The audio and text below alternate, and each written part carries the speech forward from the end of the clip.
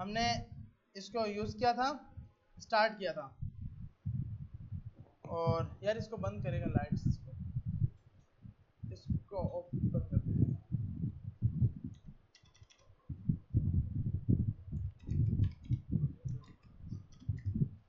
तो हाँ, projector on कर दीजिएगा।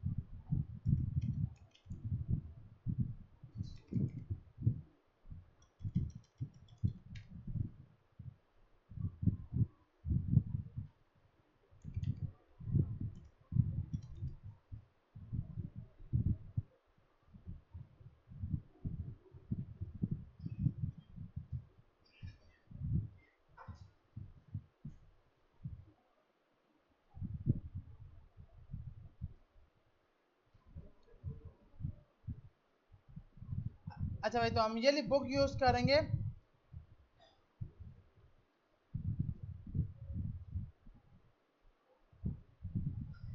Smart way to learn JavaScript. अल्लाह करे ये स्मार्ट वे ही रहे।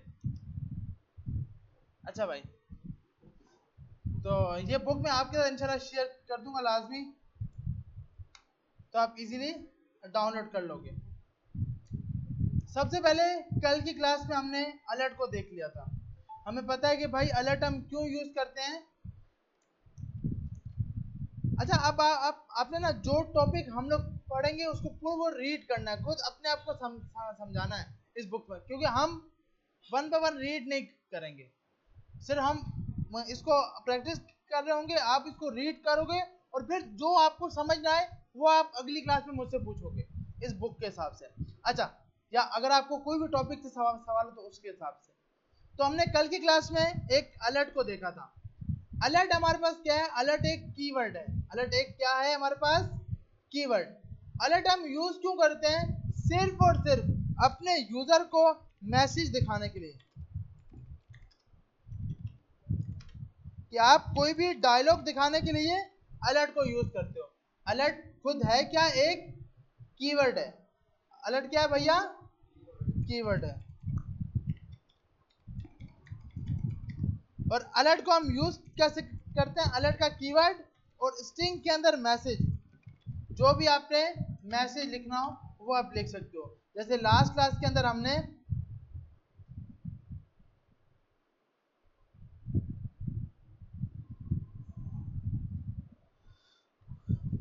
जावास्क्रिप्ट का एक फोल्डर बना लेता है, या अगेन से बना लेते हैं ताकि उसी में काम कर रहे हो।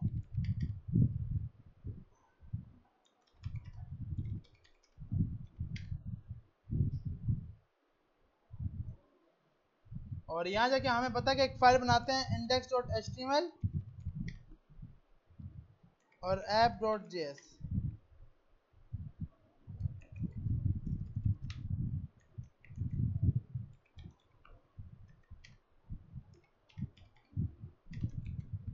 और अब हमें पता है कि भाई हमने डायलॉग बॉक्स कैसे यूज करना है। डायरेक्ट आपने डायलॉग को लगाया और बीच में आपने मैसेज लिखा, तो इससे क्या होगा कि आप डायरेक्ट अलर्ट का मैसेज दिखा पाओगे। तो ये आप कुछ भी मैसेज लिखना हो तो बाय डिफॉल्ट आप इसके अंदर लिख पाओगे। सही है भाई? तो ये अलर्ट में कोई सवाल है? सही है, तो ये पहले आप ट्राई करें। अच्छा, सबसे पहले मैं आपको बताऊंगा जो भी चीज हमने यूज करनी है, उसके बाद अगर आपको समझ आ गई तो उसी टाइम आप सिस्टम पे साथ साथ वो लाइंस करते जाओगे, ताकि इजीली हर चीज समझ आ रही हो। सिस्टम सबके ऑन है? सही है, तो आप इसको साथ साथ करते जाओगे। अच्छा, तो हमारे पास ये अलर्ट में वो ये सब कुछ बता रहा है कि भाई आप अलर्ट डायलॉग बॉक्स के लिए यूज करते हो, और कोई भी डायलॉग बॉक्स शो करना उसके लिए। अगला टॉपिक है वेरिएबल्स। सबसे पहले हमें पता होना चाहिए कि भाई वेरिएबल्स क्या होते हैं। वेरिएबल्स हमारे पास स्टोर द डेटा, किसी भी डेटा को स्टोर करने के लिए। मिसाल के तौर पर आपका नाम है, आपकी एज है, आपकी सैलरी, आपका डिपार्टमेंट है, ये सब 4 वेरिएबल्स बनेंगे। वेरिएबल्स होते क्या हैं? वेरिएबल्स आपकी मेमोरी में एक कंटेनर बन जाता है। एक क्या बनता है? कंटेनर। कंटेनर से मुराद स्पेस, जहां पर आपके पास डेटा सेव होगा, जो आपकी एक, जिसको आप मेमोरी बोल सकते हो। आप इसको मल्टीपल नाम दे सकते हो, आप एक कंटेनर बोल सकते हो, आप स्पेस बोल सकते हो, आप मेमोरी बोल सकते हो। मेमोरी लोकेशन, वहां पर वेरिएबल्स क्या होता है? एक मेमोरी लोकेशन एलोकेट कर देता है। मेमोरी लोकेशन क्या करता है? एलोकेट करता है। वेरिएबल्स बनाने की जरूरत क्यों पड़ती है भाई? मिसाल के तौर पर मैंने लिखा अली 23, 20,000 सैलरी, HR। अब मैं क्या इसमें से कैसे जान सकता हूं, मेरा प्रोग्राम कैसे जाने कि इसमें नाम कौन सा है, इसमें एज कौन सी है, इसमें सैलरी कौन सी है, इसमें डिपार्टमेंट कौन सा है, जब तक इसके साथ लिखा हुआ ना हो। ऐसी है ना भाई? तो variables name of the data, मतलब आपके डेटा का नाम। अब ये है अली, अली क्या है हमारे पास? नेम। तो नेम क्या हो गया? वेरिएबल। नेम क्या हो गया? वेरिएबल। 30, अब 30 तो वैल्यू है, 30 क्या है? उसकी एज है, वैल्यू है, तो एज क्या होगी? वेरिएबल।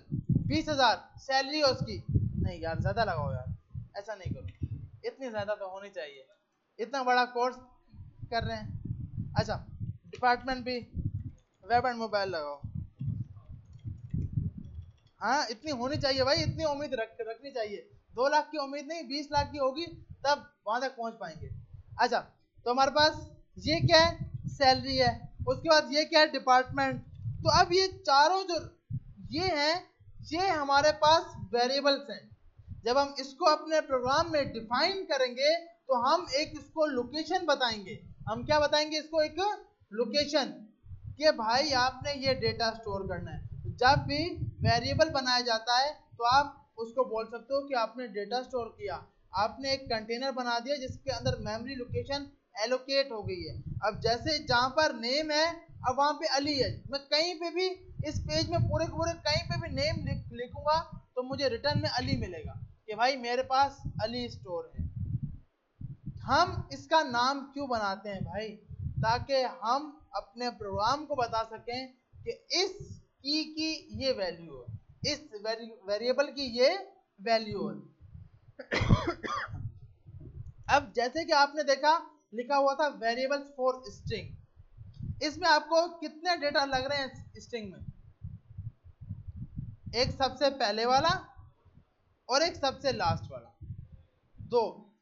वेरिएबल फॉर स्ट्रिंग का मकसद जिसका डेटा अल्फाबेट्स में आए, जिसका डेटा किस में आए? अल्फाबेट्स में, लेटर में, वर्ड्स में। तो उसका मकसद होता है कि आपके वेरिएबल की टाइप स्ट्रिंग है। ये दोनों स्ट्रिंग नहीं है, क्योंकि अच्छा, वेरिएबल फॉर स्ट्रिंग का मकसद ये है कि जो आपकी वैल्यू होगी ना, वो स्ट्रिंग होगी। जो आपकी वैल्यू होगी वो स्ट्रिंग होगी। नहीं तो अल्फाबेट में तो ये भी है, अल्फाबेट में तो ये भी है, अल्फाबेट में तो ये भी है, ये चारों। लेकिन ये नाम है, नाम तो लाजमी अल्फाबेट्स में ही होंगे, लेकिन जो डेटा है वो स्ट्रिंग में होगा। ये स्ट्रिंग में नहीं है, ये नंबर में है, ये भी नंबर में है। तो अगर हम बात करें वेरिएबल फॉर स्ट्रिंग, तो इसका मतलब ये और ये, इसकी बात हो रही है कि आप अपने वेरिएबल में स्ट्रिंग का डेटा स्टोर करा सको। आ रही है समझ? अब किसी भी वेरिएबल को बनाने के लिए हम 3 स्कोप डिफाइन करते हैं। इसको आप भर के डेटा टाइप नहीं बोल सकते, ये आपकी डेटा टाइप नहीं है। इसके अंदर जावास्क्रिप्ट के अंदर बाय डिफॉल्ट कोई स्पेसिफिक डेटा टाइप नहीं होती, टाइप स्क्रिप्ट में जाकर वो चीज होती है, तभी तो मसला है जावास्क्रिप्ट का।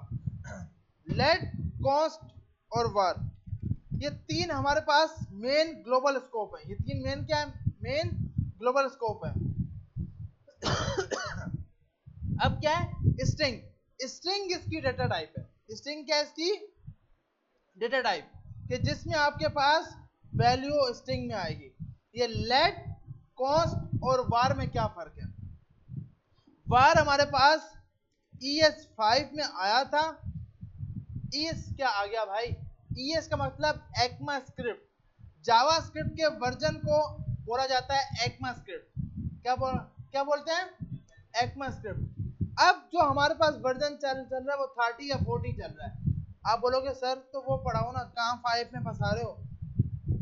5 वाला जो सा वर्जन है ये हमारे पास स्टार्टिंग का वर्जन है। बेसिक आएगी तो 30 आएगा ना, नहीं तो बेसिक नहीं आएगी तो 30 कहाँ से आएगा? तो इसलिए पहले ES5 हम सीख रहे होंगे, फिर अपडेट की साइड पे जाएंगे। तो ES5 में या ES13 में अब तक जो वेरिएबल की स्कोप को डिफाइन किया गया है ये 3 ही है, लेट, var, const। कॉन्स्ट तो पता है, कांस्टेंट। जैसे हमने सोचा था सिलानी की फीस कांस्टेंट है 523 रुपए, लेकिन उन्होंने कांस्टेंट से हटा के लेट लगा दिया भाई। हर 6 महीने बाद अपडेट कर रहे हैं मिसाल के तौर पर। अब वो 1000 होगी मिसाल के तौर पर। तो अब क्या है कि वहां पर पहले कॉन्स्ट था, उसको चेंज करके कॉन्स्ट से लेट पे लेके आ गए कि भाई हर स्कोप के बाद, हर बैच के बाद थोड़ा सा आस्ता आस्ता इंक्रीमेंट मारते जाएंगे। ऐसे ही है, क्योंकि महंगाई होगी ना यार, जान के नहीं मारेंगे, महंगाई हो रही है भाई इसलिए।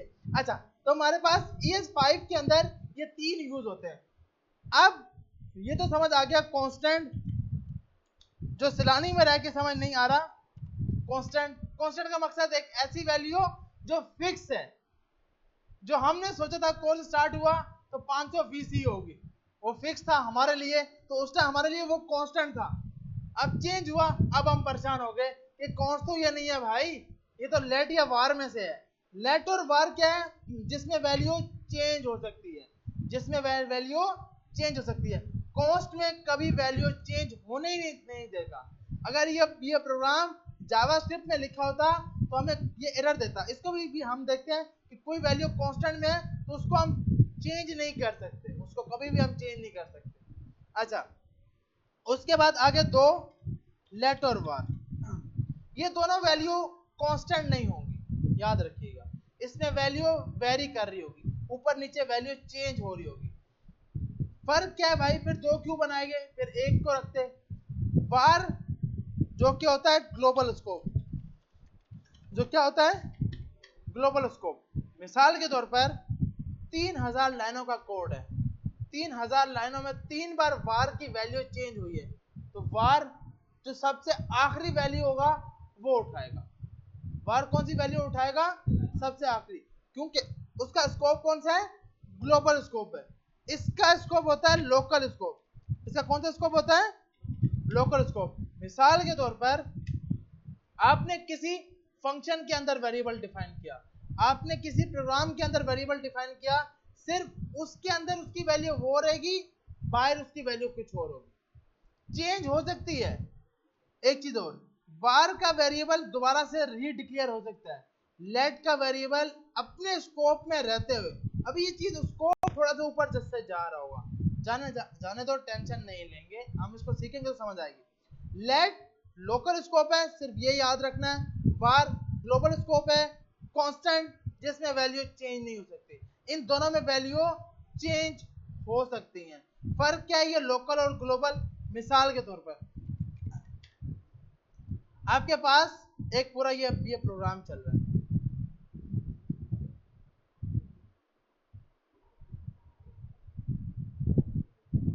इसमें 3 पोर्शन है।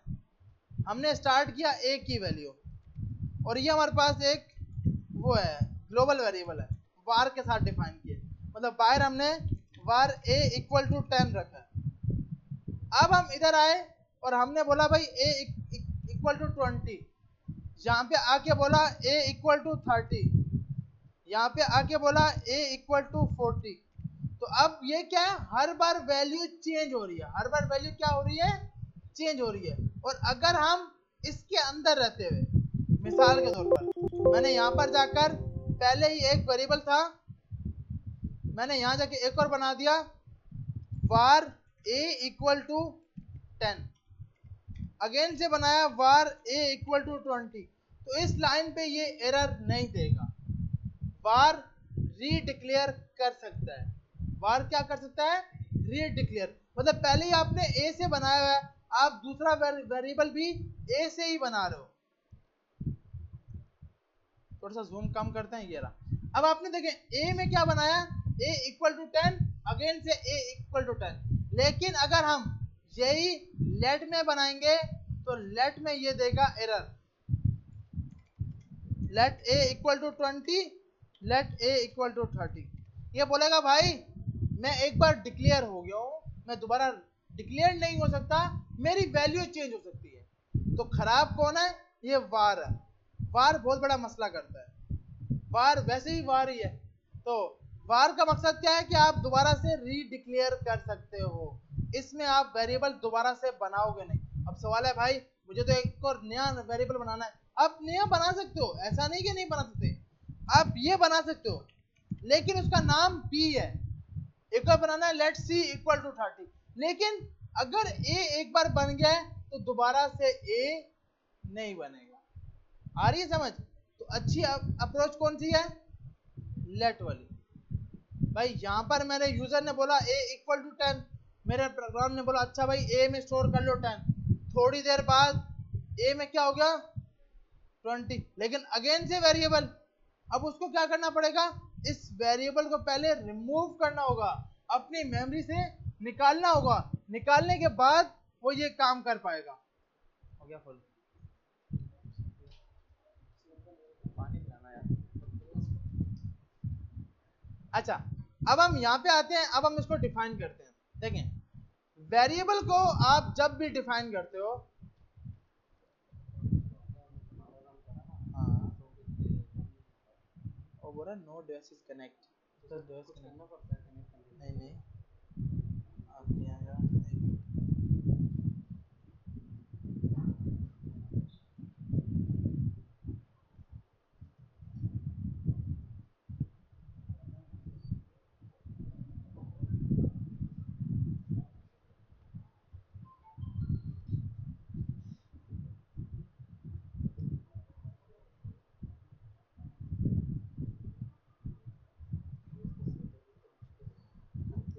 ये तो है।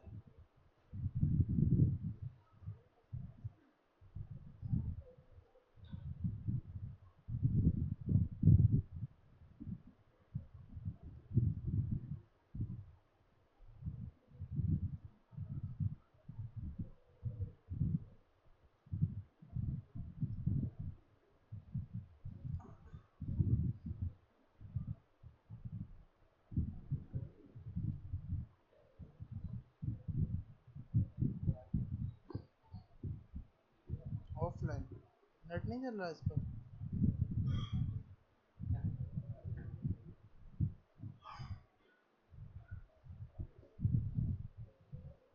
आगे हाँ सही है। ये इस पे उसने वही एरर दिया था, हो गया ना, वाह शुक्र है यार, और क्या चाहिए, फिर तो मैं कुछ भी नहीं करने की जरूरत।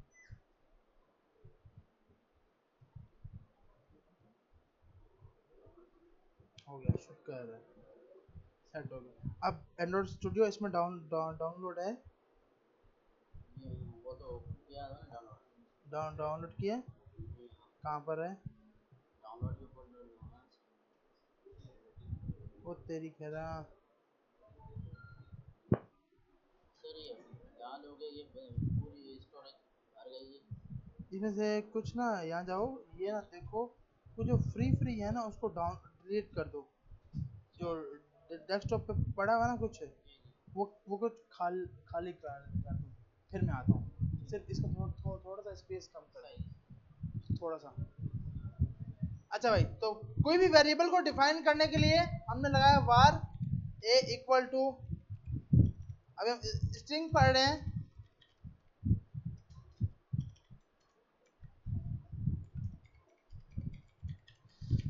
अच्छा अब ये आप स्ट्रिंग में जब लिखोगे, इसको सिंगल कोट में भी दे सकते हो, डबल कोट में भी, लेकिन ऐसी चालाकी नहीं करनी कि यहाँ पर सिंगल कोट है और यहाँ पर डबल कोट है। देखो हीरो बनना है लेकिन इतना नहीं बनना, क्यों सर ने बोलता सिंगल में भी लगा सकते हैं, डबल में भी, एक साइड पे सिंगल एक साइड पे डबल, और फिर हम बोले सर एरर आ रहा है, ये हमारी अपनी गलती है। अगर सिंगल से स्टार्ट किया है तो भैया एंड भी सिंगल से ही होगा, अगर डबल से स्टार्ट है तो एंड भी डबल से ही होगा। आ रही है समझ? लास्ट में स्टेट टर्मिनेटर लगाना चाहिए, लेकिन क्योंकि ये जावास्क्रिप्ट एरर नहीं देता तो हम पाकिस्तानी हैं, कहीं एरर ना आए, कहीं मसला ना आए तो हम बोलते हैं लगाओ ही नहीं भाई, इतना टाइम तो है ही नहीं। अच्छा उसके बाद अच्छा प्रिंट नहीं, यहाँ पर तो होता है कंसोल, कंसोल डॉट लॉग, और यहाँ जाके आपने नेम को प्रिंट करा दिया और इधर आए आप अपने आउटपुट में आए तो आउटपुट के अंदर हमारे कंसोल पे लिखा हुआ गया SMIT हैदराबाद, जो हमने यहाँ पर वेरिएबल में स्टोर किया था। आ रही है समझ? यहाँ तक सबका हो गया? एक सिंपल वेरिएबल बनाएं, उसके अंदर स्ट्रिंग की वैल्यू डालें और उसको कंसोल करके देखें कि कंसोल पे आ रहा है या नहीं आ रहा। यार ये ना इसलिए क्रॉस हो रहा है कि ये बोलता है यार ये वेरिएबल ना पहले से कहीं ना कहीं डेप्रिकेट हो चुका है, मतलब ये कोई चीज में यूज हो रहा है, तो अब इसका नाम यूजर नेम कर दो। अब हम ये करेंगे ना, सिर्फ ये नेम के ऊपर फटेगा, बाकी किसी के ऊपर नहीं फटेगा। जो नेम है ना, नेम के ऊपर वो साफ बोल रहा है कि भाई मैं डेप्रिकेट हो चुका हूं, मैं कहीं पे यूज हो रहा हूं और मुझे आप यूज नहीं कर सकते। लेकिन हम मैं पाकिस्तानी, हम बोलते हैं अगर इसके नीचे रेड लाइन आती ना, ये आता, अब मुझे सोल्व करना था। अब अगर इसके नीचे लाइन नहीं आ रही तो चलने दो भाई, कोई मसला नहीं। तो यहां तक सबका हो गया भैया? सेट है। लेकिन कोशिश करनी है साथ साथ, ताकि कोई भी चीज हो उसी टाइम समझ आ जाए। अब इसकी वेरिएबल इसकी वैल्यू को चेंज करना है। अच्छा हम इसका नाम चेंज कर लेते हैं ताकि यार ये जो नीचे लाइन आ रही है वो भले ना आए, अपनी हम लोग कसम तोड़ लेते हैं भाई, तोड़ लेते हैं, मसला नहीं आए। अच्छा तो यहां जाके आपने टेस्ट लगा दिया। अब बताएं वैल्यू क्या आएगी, ये लिखी हुई आएगी या ये लिखी हुई आएगी? टेस्ट, पक्की बात है? क्या लिखा आया? टेस्ट। इसका मतलब कुछ तो समझ आ रही है भैया। अच्छा अब बताएं अब क्या आएगी?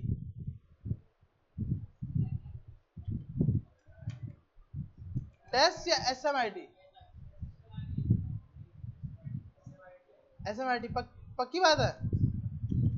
ऐसा कोई है जो टेस्ट बोल रहा हो? एक और कोई? टेस्ट आएगा?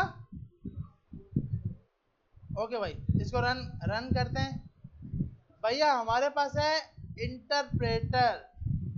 इंटरप्रेटर वो इस लाइन पे कंसोल कर चुका है, अगर कंपाइलर होता तो वैल्यू चेंज होती। इंटरप्रेटर वो इस लाइन में पहले कंसोल कर चुका है, उसके बाद नेक्स्ट लाइन पे गया है। तो इंटरप्रेटर में क्या होता है, पहले एक लाइन चलाओ, सही चले तो नेक्स्ट लाइन पे जाओ।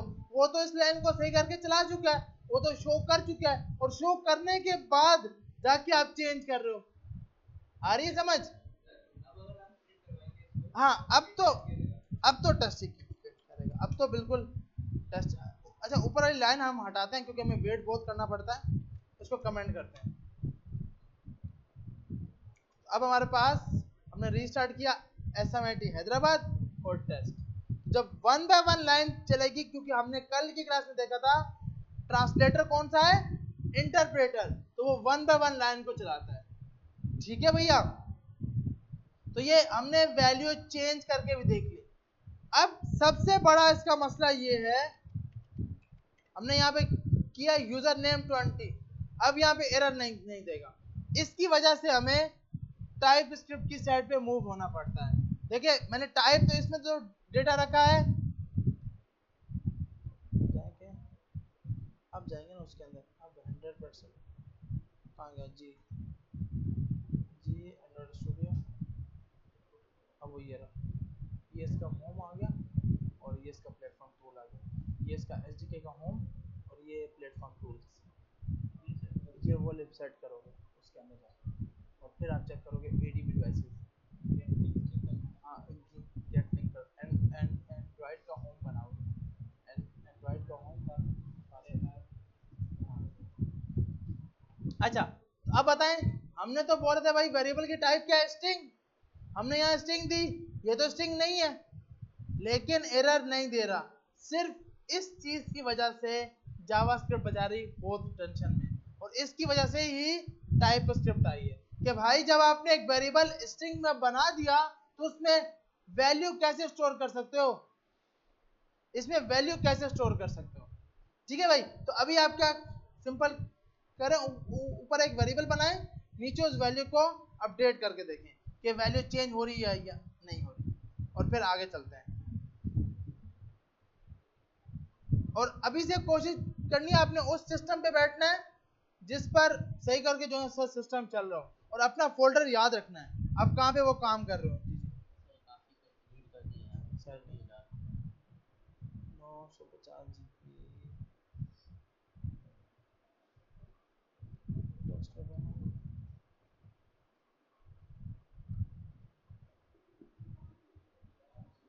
ये मैं इधर रखा हूँ।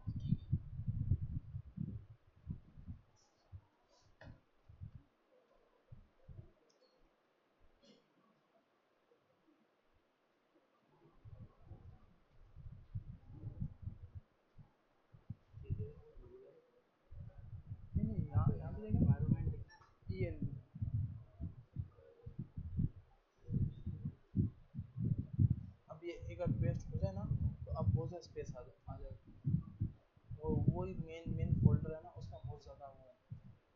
तो अब ये हाँ ये कॉपी कर यार, क्या नाम है इनका आज लाजमी करवा के जाना है, सोहेल का ट्राई करना है। हाँ यहाँ देखिए पेस्ट कर दिया, सही है, ओके किया तो बना तो डायरेक्ट ना, सही है, हाँ सही है। और इधर याद है कि वो प्लेटफॉर्म टूल्स 1.290 अब तो स्पेस आ जाएगा, एक जीबी खाली हो जाएगा। ये बस हो जाए फिर आप कितना आप पहले कभी को बताना, वरना मैं पीछे आ रहा हूँ।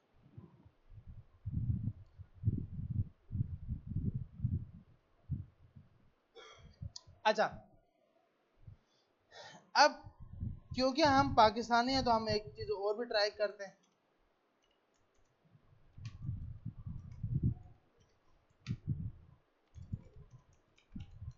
और अब अगर हम रन करेंगे और पेज पे रिफ्रेश किया, हमने रिफ्रेश किया कुछ फर्क नहीं आ रहा, तो आप बोलोगे भाई तो ये वार फिर क्यों लगा रहे हो, वार लगाना तो लाजमी नहीं हुआ, एरर तो नहीं आया।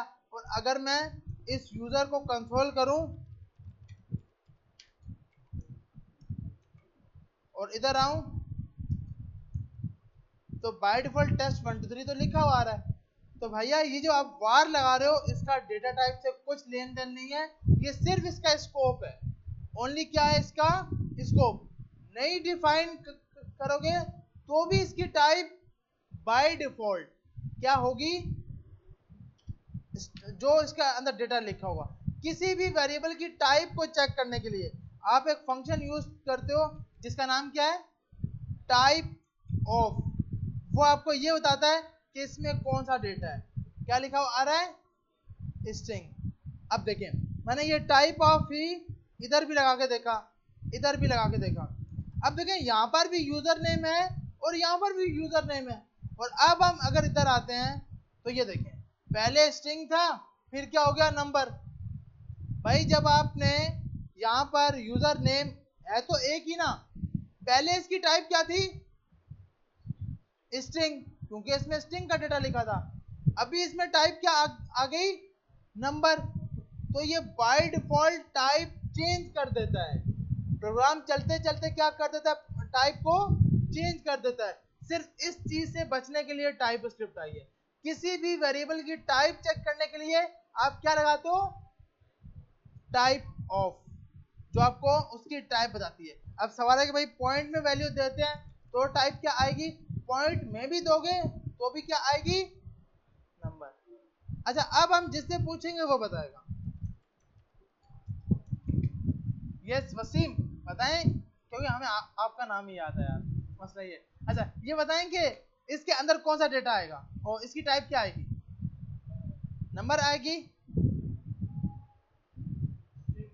स्ट्रिंग, स्ट्रिंग आई। यहाँ पे आते हैं पेज पे रिफ्रेश करते हैं, कहाँ गया ये रहा पेज हमारा, चेक करते हैं बाय डिफॉल्ट स्ट्रिंग आएगी।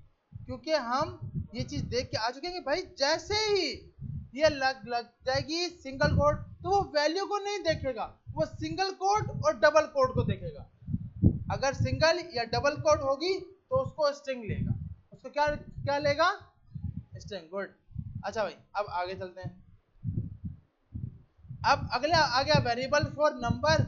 हमें पता है नंबर के लिए भाई सिंपल क्या है कि आप नंबर के लिए var number equal to 30, var number 2 equal to 30। लेकिन इन दोनों में फर्क है, ऊपर वाले की टाइप क्या है, नंबर, नीचे वाले की टाइप क्या है, स्ट्रिंग। सही है। तो आप किसी भी वेरिएबल को अगर नंबर की टाइप देनी है तो आप इस तरह डिफाइन करोगे, ना कि इस तरह। अगर किसी भी वेरिएबल को नंबर बनाना है तो आपने कैसे डिफाइन करना है, इस तरह करके डिफाइन नहीं करना। तो आपको यही यहाँ पे बता रहा है कि आपको जब वेरिएबल फॉर नंबर डिफाइन करना है तो डायरेक्ट आप इस तरह करके वैल्यू लगा सकते हो।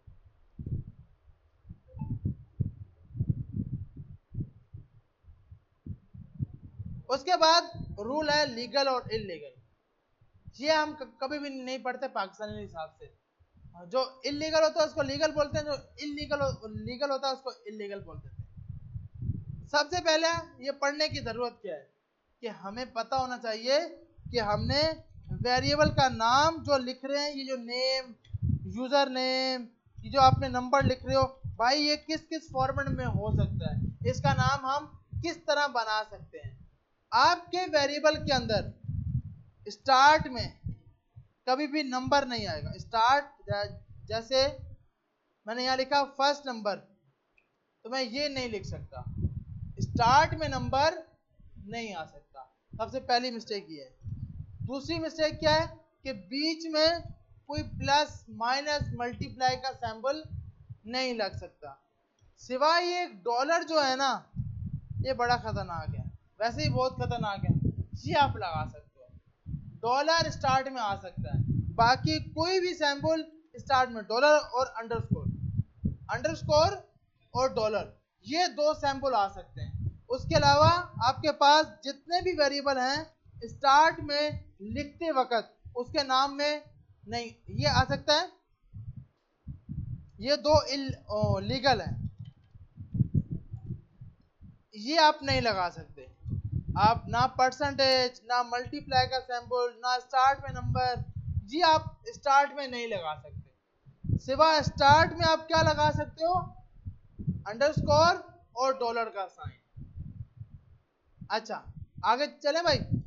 उसके बाद दूसरा रूल क्या है कि नंबर के बीच में स्पेस नहीं होगा। नंबर 1 लिख दिया हमने, नंबर के बीच में मतलब वेरिएबल के नाम के बीच में कभी भी स्पेस नहीं होगा। स्पेस अगर आप चाहते हो नंबर 1 लिखा हो तो आपको बीच में अंडरस्कोर लगाना है। बीच में क्या लगाना है, अंडरस्कोर।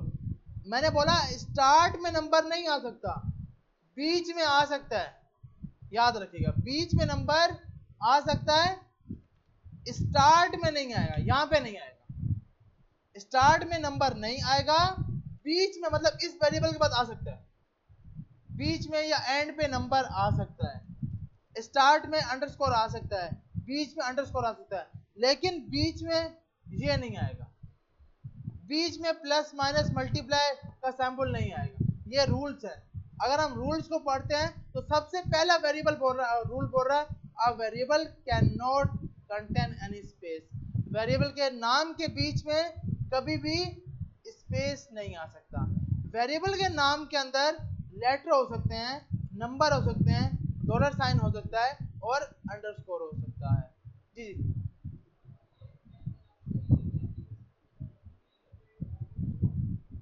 मतलब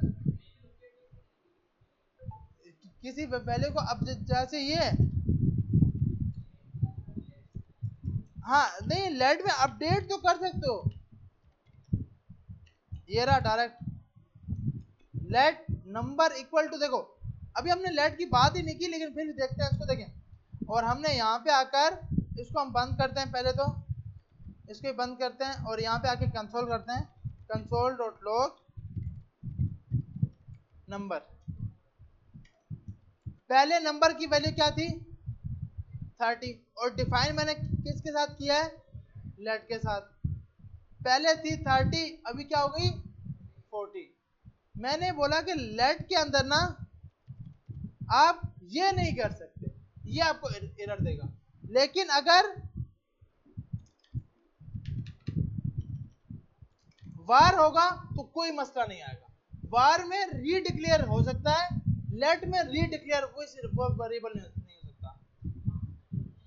हाँ, नाम सेम नहीं होंगे, वार में हो सकते हैं। हाँ, कांस्टेंट में तो आप ना, अब तक मैंने ये किया 90 वैल्यू की console dot log a console किया और यहाँ जाके ये किया। अब ये मुझे इस लाइन पे एरर देगा।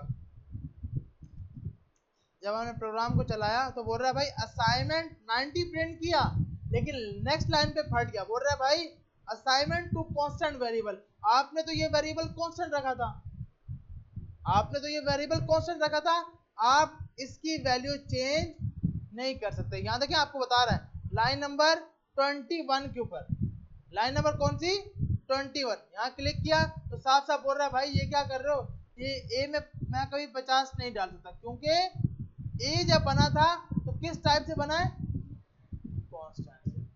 सही है भाई। हाँ, वार और लेट में चेंज हो सकता है, वार में दोबारा से बन भी सकता है, लेट में दोबारा से बनेगा नहीं।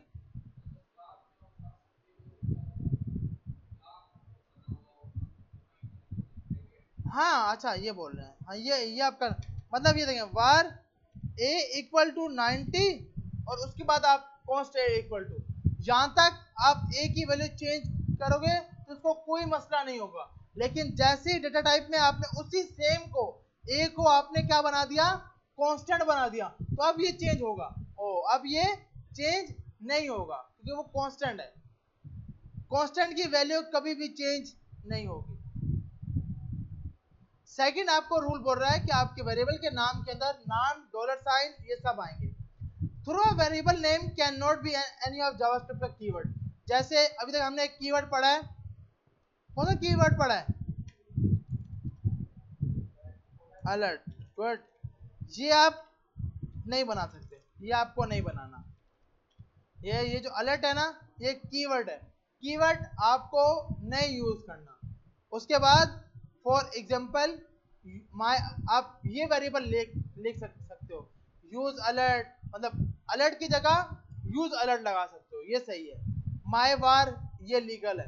Capital letter are fine but be carefully, variable name are case sensitive. मतलब मिसाल के तौर पर केस सेंसिटिव का मतलब, लेट, ऊपर वाले कोड को कमेंट करते हैं सबको, ए इक्वल टू 10 किया, यहां देखिए बोल रहा हूं console dot log capital A. अब ये एरर देगा भाई, क्यों कि बनाया स्मॉल से है, मांग मेरे से कैपिटल में रहे हो। ऐसा थोड़ी हो सकता है। जब हम इसको रन करेंगे तो हमारे कंसोल के ऊपर एरर दिखाएगा भाई ए इज नॉट डिफाइंड, क्योंकि आपने तो किस में बनाया है, स्मॉल में, मांग रहे किस में हो, कैपिटल में। अगर कैपिटल में बनाओगे तो कैपिटल में ही मिलेगा ना भाई, स्मॉल में बनाओगे तो स्मॉल में मिलेगा। तो अब आपके पास यहां जाकर अब हम देखते हैं, तो आपको बोल रहा है भाई कैपिटल लेटर आप बना सकते हो, आपके वेरिएबल्स के बीच में कुछ स्मॉल स्पेस अंडरस्कोर के जरिए आ सकता है। कैमिल केस, क्योंकि आपके पास जावास्क्रिप्ट में जितने भी मेथड बनाए गए हैं वो कैमिल केस। कैमिल केस से मुराद, अगर मेरे पास 2 लेटर होंगे, अगर मैं किसी लेटर का, जैसे यूजर नेम है, तो ये है कैमिल केस। स्टार्टिंग में सब लेटर स्मॉल, बीच में जो भी लेटर होगा वो कैपिटल। अब जैसे मैंने कहा टॉप क्लास, तो अगर ये बनाऊंगा तो ये एक कैमिल केस है। अगर मैंने कहा भाई 3 लेटर है, SMIT हैदराबाद बैच, तो मतलब हर लेटर का ये है कैमिल केस, ये सब कैमिल केस है। मतलब फर्स्ट लेटर स्मॉल, बाकी सब लेटर स्मॉल, लेकिन जब नया वर्ड स्टार्ट होगा तो वो कैपिटल में आएगा। ये आपका कैमल केस होता है। सही है भाई, यहां तक सबको समझ आ गई? सही है। अच्छा, अब आपने क्या क्या करना है, इसी तरह वेरिएबल डिफाइन करने हैं दो कैमल केस से, एक वेरिएबल की टाइप को चेक करना है और दो इलीगल वेरिएबल बना के उसको कमेंट करना है। इलीगल मतलब या उसके स्टार्ट में नंबर बना दो इस तरह करके, ये इलीगल है, और या उसके बीच में प्लस साइन लगा दो, ये इलीगल है। तो आपने दो वेरिएबल बनाने हैं जो इलीगल हो। आ रही समझ? दो इलीगल बनाने हैं, बाकी आपने ये जो अभी हमने काम किया ये करना है। फिर आगे चलते हैं।